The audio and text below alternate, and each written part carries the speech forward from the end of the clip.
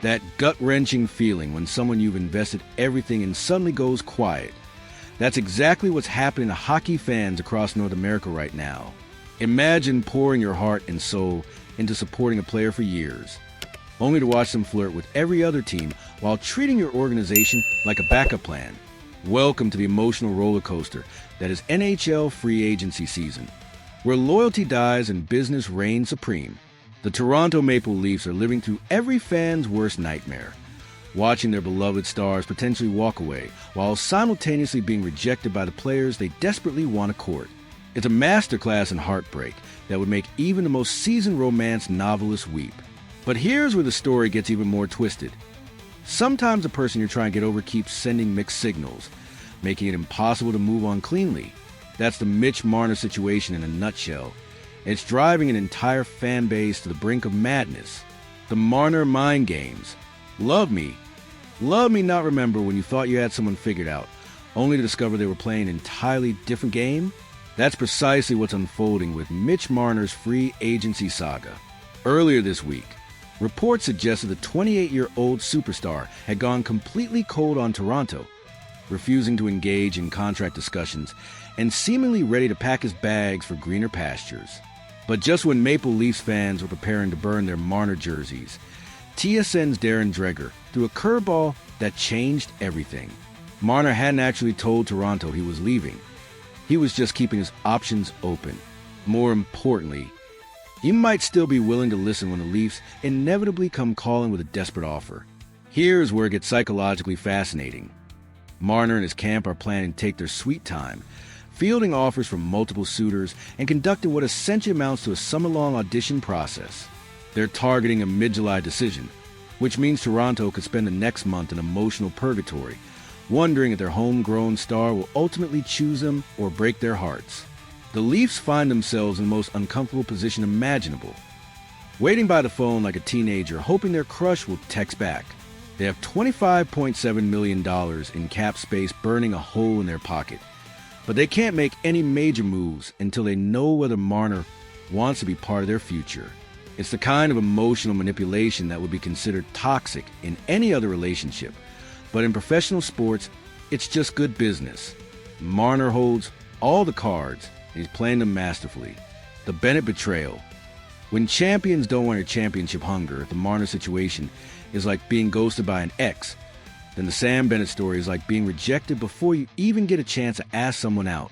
The Florida Panthers center just captured both the Stanley Cup and the Conn Smythe Trophy as playoff MVP. Literally the exact type of clutch performer Toronto has been desperately seeking for years. But according to FanDuel Sports reporter Andy Strickland, Bennett doesn't even have Toronto on his list of preferred destinations. Ouch! That's not just rejection. That's public humiliation on a league-wide scale. Think about the cruel irony here. Bennett embodies everything the Maple Leafs have been missing: playoff heroics, championship experience, and the ability to elevate his game when the stakes are highest. He's the anti-Marner in many ways. Less flashy during the regular season, but absolutely electric when the lights are brightest. The fact that he wants nothing to do with Toronto speaks volumes about the organization's reputation around the league. Despite having passionate fans, a lucrative market, and seemingly unlimited resources, the Leafs are increasingly viewed as a destination to avoid rather than embrace. It's like being the rich kid in high school who everyone talks to when they need something, but never gets invited to the cool parties. Toronto has money and opportunity. But apparently, that's not enough to overcome their reputation for playoff utility. The Boeser gamble. When Love costs $8.5 million per year, while Toronto deals with rejection and mixed signals, other teams are preparing to write massive checks for players who might not be worth the investment. Enter Brock Boeser, the Vancouver Canucks winger who's coming off a career-best 40-goal season and reportedly seeking a long-term deal worth $8.5 million annually.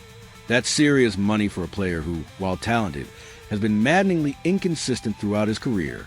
6 20-goal seasons in 9 years is solid production, but is it elite-level money worthy?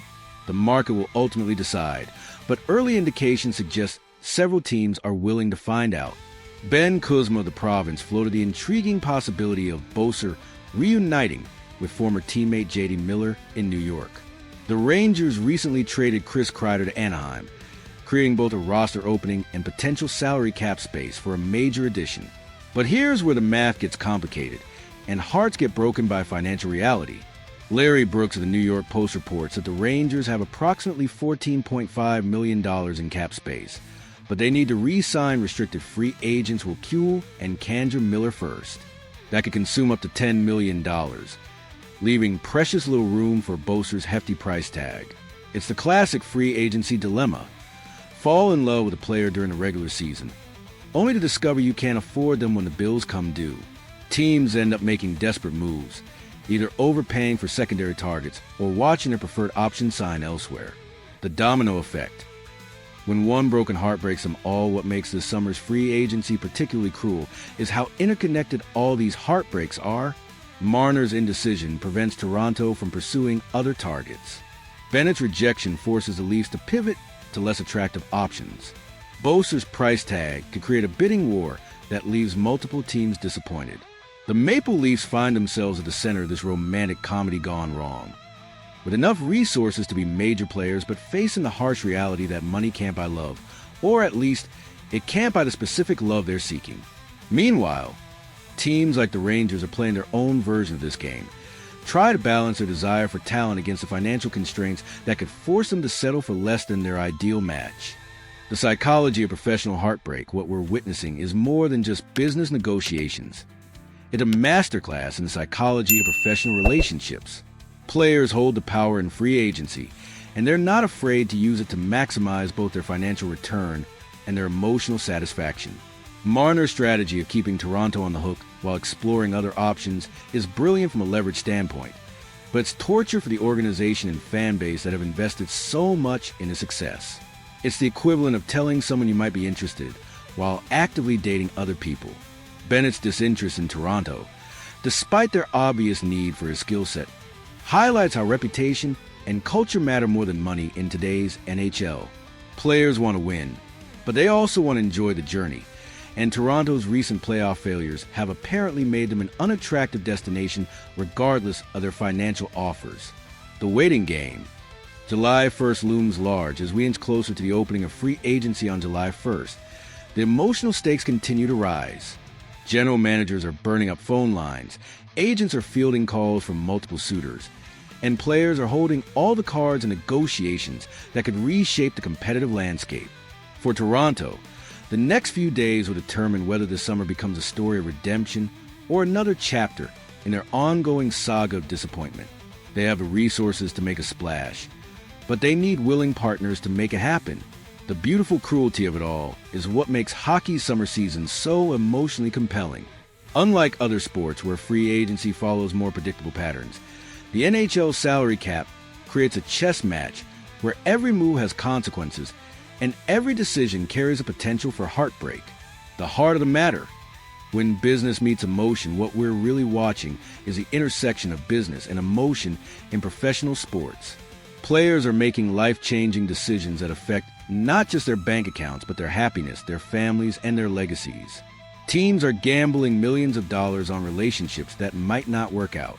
The organizations that navigate this emotional minefield successfully will position themselves for championship runs. Those that make decisions based on desperation rather than strategy will spend the next season wondering what might have been. Toronto's situation with Marner will test their emotional intelligence and strategic patience. New York's pursuit of Boeser will reveal whether they're willing to make the financial sacrifices necessary for talent acquisition. Bennett's eventual destination will show which team can offer the perfect combination of money, opportunity, and culture. The countdown to July 1st represents more than just a calendar date. It's the moment when months of emotional investment, strategic planning, and financial maneuvering finally crystallize into reality. Some organizations will get their heart's desires, while others will learn painful lessons about the gap between wanting something and being able to achieve it. Which of these heartbreak stories resonates most with you? Have you ever experienced the emotional roller coaster of watching your favorite player consider leaving? Share your thoughts in the comment below and hit that like button if you're ready to see how these dramatic storylines unfold over the next few weeks.